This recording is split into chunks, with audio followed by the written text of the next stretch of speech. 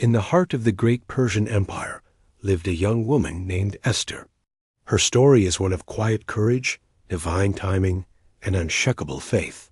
Long before she became queen, she was simply Hadassah, a Jewish orphan raised by her cousin Mordecai. Life had not been kind to her, yet her heart was filled with grace and humility. One day, a royal decree spread across the empire. King Xerxes sought a new queen, for Queen Vashti had been removed from her throne. The most beautiful young women from every province were brought to the palace, each hoping to be chosen. Among them was Esther. Though she came from humble beginnings, there was something different about her, a kindness that shone brighter than jewels. As Esther entered the palace, Mordecai gave her one piece of advice: do not reveal that you are a Jew. It was dangerous to be different in a kingdom built on pride and power. Esther listened, trusting that somehow God had a reason. Days turned into months. The women were given perfumes, clothes, and endless luxuries. But Esther didn't seek attention.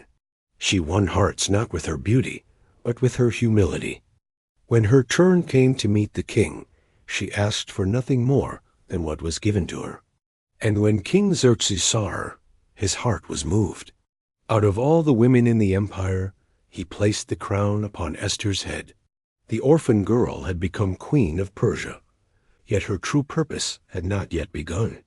Outside the palace, her cousin Mordecai overheard two guards plotting to kill the king. He told Esther, and through her, the plot was stopped. The king's life was saved, and the event was recorded in the royal chronicles, though the king quickly forgot. Soon after, a powerful man named Haman rose to power. Proud and cruel, he demanded that all bow down before him. Everyone obeyed, except Mordecai. I bow only to God, he said. Haman was furious. When he learned that Mordecai was a Jew, his anger turned into hatred for all of Mordecai's people. Haman went to the king and said, "There is a people scattered throughout your kingdom who refuse to obey your laws. It would not be wise to let them live." Deceived by Haman's lies, the king gave his signet ring and allowed him to issue a decree. On the 13th day of the 12th month, every Jew in the empire would be destroyed. When Mordecai heard this, he tore his clothes in sorrow and sent a message to Esther. "You must go before the king and plead for your people." But Esther was afraid. "Everyone knows," she replied, "that if anyone goes to the king without being summoned, they can be put to death unless he extends his golden scepter. I haven't been called for 30 days. Mordecai's answer shook her heart. "Do not think that because you are in the palace, you will escape. Perhaps you were made queen for such a time as this." Those words echoed in Esther's soul. She knew what she had to do. "Go and gather all the Jews in the city," she said. "Fast for me. Do not eat or drink for 3 days. I and my servants will do the same. Then I will go to the king. And if I perish, I perish." 3 days later, dressed in royal robes, Esther walked toward the king's throne. Her heart pounded, but her steps did not falter. As she entered, the king looked up and smiled. He extended his golden scepter. Her life was spared. "What is it, my queen?" he asked. "You may have anything, even half my kingdom."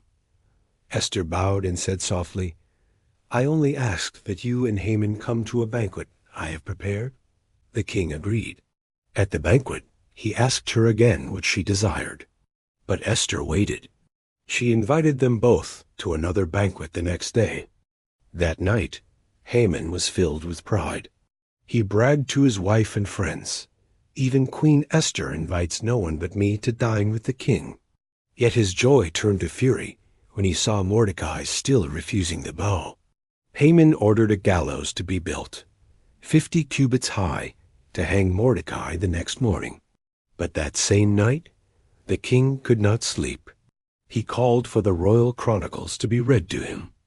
There he heard of how Mordecai had once saved his life. Was he ever rewarded for this? The king asked.